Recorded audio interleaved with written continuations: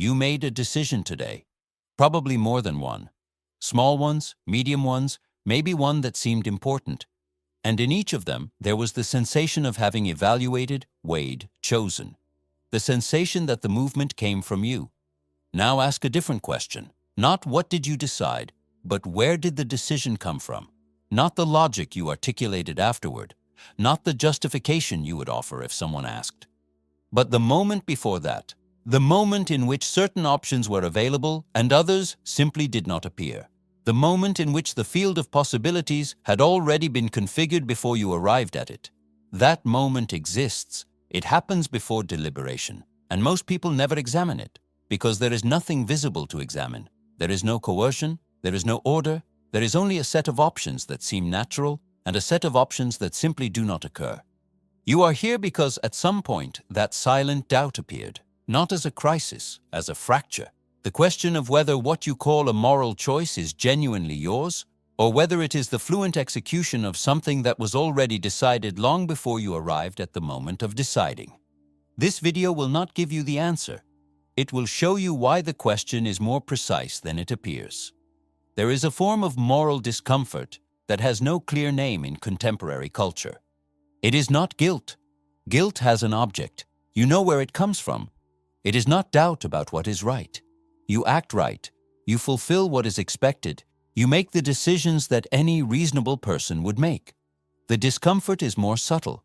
It is the sensation, after an apparently clear decision, that you do not know exactly where it came from, that the conviction with which you acted did not have the foundation it should have had, that you were certain without knowing exactly why. That acting right described the movement, but did not explain the origin. That sensation is not a sign of moral weakness. It is not indecision. It is what happens when an honest mind begins to examine the difference between choosing and executing a choice that had already been made. And that difference, small as it seems, completely changes what it means to be the author of your own decisions.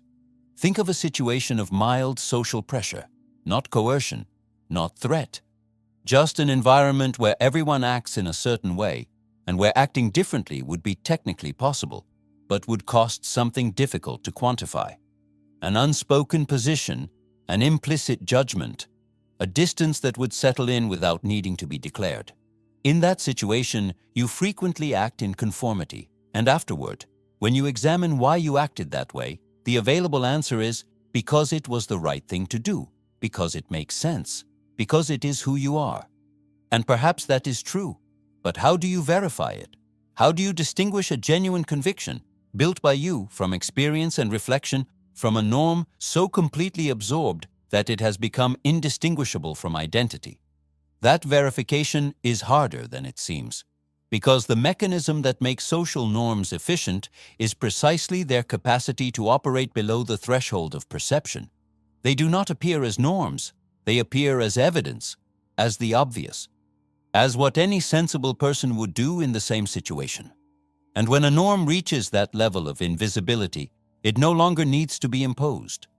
It has already been internalized to the point of seeming like a personal preference. You do not obey, you simply act. And obedience and action have become indistinguishable. The question that structures this video is not whether social norms are good or bad. That judgment is secondary. The primary question comes before it and is more fundamental. Do you know when you are following a norm and when you are making a genuine choice?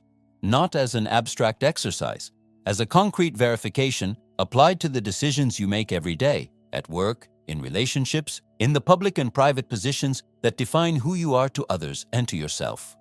Because if the answer is no, if the distinction is inaccessible, then the concept of moral autonomy that contemporary culture offers is, at best, partially true, and at worst, a structurally produced illusion designed to ensure you never have to examine where your choices truly come from. That is the mechanism we are going to open now. To understand how social norms capture decisions before consciousness reaches them, it is first necessary to understand the difference between two types of power. The first type is visible. It operates through prohibition, punishment, explicit coercion. You know when you are being controlled because there is an identifiable force opposing your will. This type of power is ancient and relatively transparent. You can see it, name it, resist it. The second type is different in nature. It does not operate through prohibition. It operates through configuration.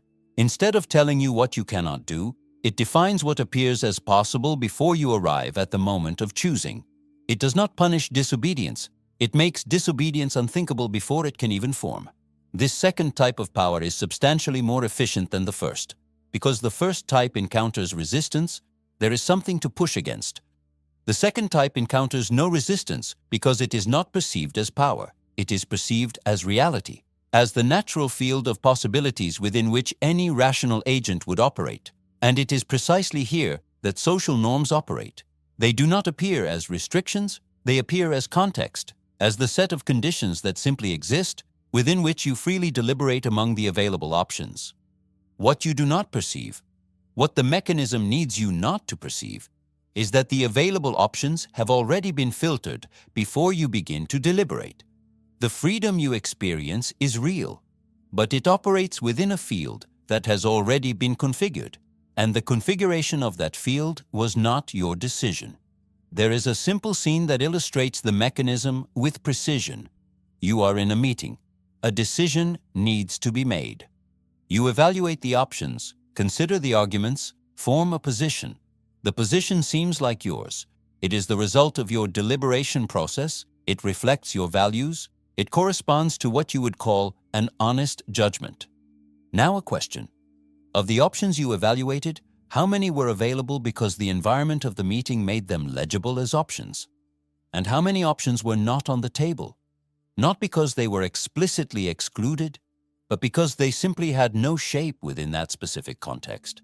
The option of questioning the premise of the meeting, the option of refusing the framing of the problem, the option of introducing a category for which the environment had no vocabulary to process.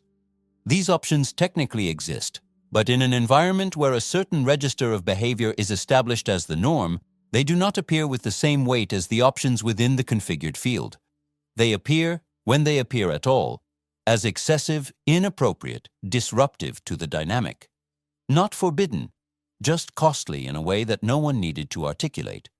And so you choose within the available field. And the choice is genuine. You really did evaluate, you really did deliberate.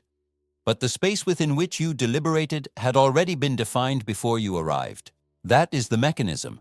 Not conspiracy, not intentional manipulation, just the natural operation of normative systems that define what is legible as an option before any individual arrives at the moment of choosing.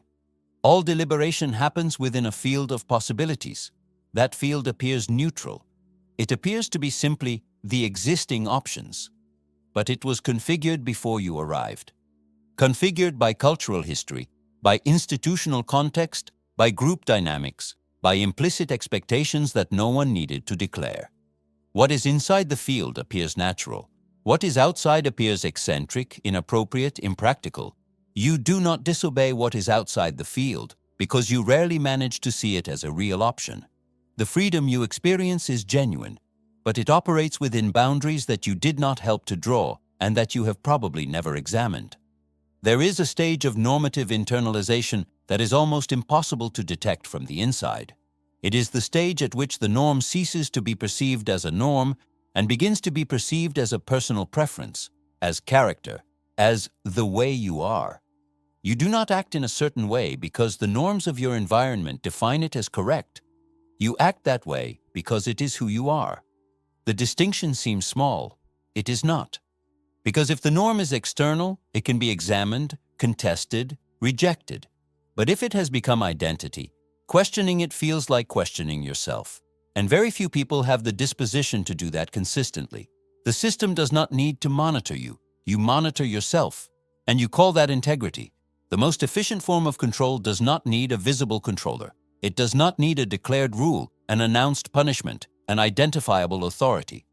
It only needs the field of possibilities to be configured in such a way that the conforming options appear natural and the non-conforming options appear impractical. Once that is established, the individual obeys without receiving an order, acts right without consulting any rule, and experiences that obedience as autonomy as the free exercise of their own will.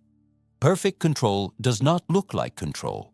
It looks like freedom of choice within a menu that someone had already prepared.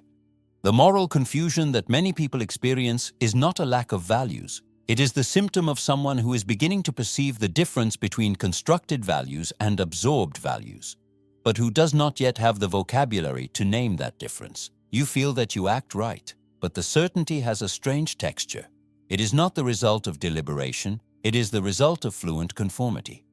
And at some point you realize that you cannot distinguish what is genuinely yours from what was deposited in you by an environment that never asked for permission. That confusion is not a moral crisis. It is the first fracture of clarity in a system that depended on you never making that distinction. There is a consequence of the mechanism that goes beyond individual behavior, and that is rarely examined with honesty. If social norms capture decisions before consciousness reaches them, then the concept of moral responsibility, central to virtually every ethical system that Western culture has produced, needs to be re-examined. Moral responsibility presupposes agency. It presupposes that the agent could have chosen differently. It presupposes that there was a real deliberation in which the individual evaluated options and made a choice.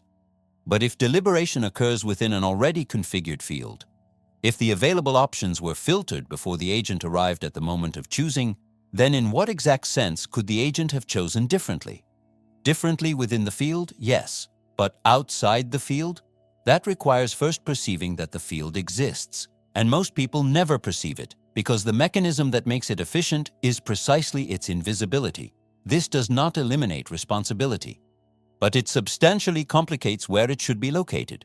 Contemporary culture locates moral responsibility in the individual with a consistency that borders on the automatic. You made a bad choice. It is your responsibility. You act in a conformist way. It is your lack of courage. You cannot distinguish your convictions from absorbed norms. It is your lack of reflection. All of these localizations assume that the individual had access to the complete field of possibilities and chose to operate only within the subfield that the environment had configured. They assume that the invisibility of the mechanism is surmountable by individual effort. And here is the point that is rarely stated with clarity. For most people, in most situations, that invisibility is not surmountable by individual effort. Because the effort of examining the field presupposes criteria that were also provided by the field. You use the tools of the system to try to examine the system, and the tools are part of what is being examined. This is not fatalism. It is a precise diagnosis of the real difficulty of the problem. The moral confusion you feel is not a lack of character. It is the predictable result of trying to locate a genuine choice within a process that had already configured the space of choice before you arrived. Here is the complete mechanism, with the precision it deserves. Social norms do not function like walls. They function like gravity. Walls you can see. You run into them, you know they are there. You can look for the door. Gravity you cannot see. You only notice that certain movements are natural and others cost disproportionate effort. And after some time, you stop questioning gravity. It is simply the condition within which you move. Norms operate that way. They make certain behaviors natural, fluent, frictionless, socially legible, and other behaviors costly in a way that does not need to be declared. And when you act in conformity with the norm, the internal experience is not one of conformity. It is one of naturalness, as if you were simply being who you are. Perfect obedience does not need an order. It is the kind that the subject themselves confuses with identity. And the result for morality is specific. You no longer know what is genuinely yours, not because you are weak or unreflective, but because the mechanism you are trying to examine is the same mechanism that supplied the tools with which you examine. What you call acting right is, most of the time, the fluent execution of a collective script that no one signed, and that you never consciously chose to follow. The diagnosis is not moral, it is architectural. We are not talking about people who are too weak to resist social pressure. We are talking about a mechanism that operates before the pressure, that configures the field of possibilities before any conscious deliberation begins. This mechanism is not conspiratorial. It has no center. It has no identifiable architect. It is the emergent product of cultural systems that operate with their own logic. independent of the individual intentions of any agent within them, and the result for each individual is concrete. A substantial part of what you experience as choice is, in reality, fluent conformity with a field configured by forces you have never examined and to which you have never given explicit consent. The moral confusion does not come from not knowing what is right. It comes from no longer being able to distinguish what is genuinely yours from what was absorbed without you noticing. It comes from trying to find a choice in a process that had already ended before you began. This is not an argument for moral nihilism. It is the prerequisite for any honest examination of what it means to be the author of your own decisions. Now look at what this implies in relation to your own moral history. The decisions you made and consider yours, the positions you defend, the values you assert, the behaviors you experience as expressions of your character, what proportion of them was built by you, from genuine experience and reflection, versus absorbed from environments that made them available as evidence before you ever arrived at examining them? That proportion is impossible to calculate with precision, but the impossibility of calculating it does not make the question any less real. It only reveals the depth of the problem, because contemporary culture operates on an assumption that is rarely questioned, the assumption that the individual is, by default, the author of their choices. That deliberation is the process by which decisions are made. That moral autonomy is the natural state of any adult and rational agent. That assumption is comfortable, and it is partially false, not because people do not deliberate, they do. But deliberation occurs within fields of possibility that were configured beforehand, and the configuration of those fields is so naturalized, so invisible, so easily confused with the structure of reality that most people never perceive it as configuration. They perceive it as the way things are. And when the way things are is confused with the way things have to be, when cultural contingency is experienced as natural necessity, the possibility of genuinely examining one's own choices is substantially compromised. You are not becoming less moral. You are realizing that the morality you experience as yours has an archaeology you have never examined. The diagnosis has been laid out. Social norms do not need coercion to capture decisions. They only need invisibility. They need the field of possibilities to appear neutral, natural, simply the existing options. They need conformity to be experienced as identity and not as obedience. When those conditions are present, and they are in most of the environments you inhabit, the distinction between choosing and executing a choice that had already been made becomes inaccessible without deliberate examination. And deliberate examination is difficult not because you are incapable, but because the tools you use to examine were provided by the same system that is being examined. There is no prescribed way out of this, no five-step technique, no sequence of procedures that releases the individual from the field configured by the environment. What exists is the question, and the question, when formulated honestly, already alters something, not in the system, but in the relationship you have with it. Is there any point in you where what was absorbed ends and what is genuinely yours begins? Not as a rhetorical exercise, as a real verification applied right now to the last decisions you made and called your own. If you can answer with certainty, examine the certainty. It also has an origin, and the origin deserves the same scrutiny as the answer. The most efficient obedience does not produce subjects who obey. It produces subjects who cannot imagine why they would obey differently, who confuse the script with their own voice, who call character what is conformity so well executed that it has become indistinguishable from itself. Naming that mechanism does not undo it, but it makes it visible. And visibility is the only prerequisite for any examination that is worth anything. The Antidote Philosophy channel exists for that. Not to free you from the system, that would be an empty promise, to ensure that you see it while you operate within it. If that kind of analysis is what you want close, subscribe. The code keeps running. The difference is that now you know it exists.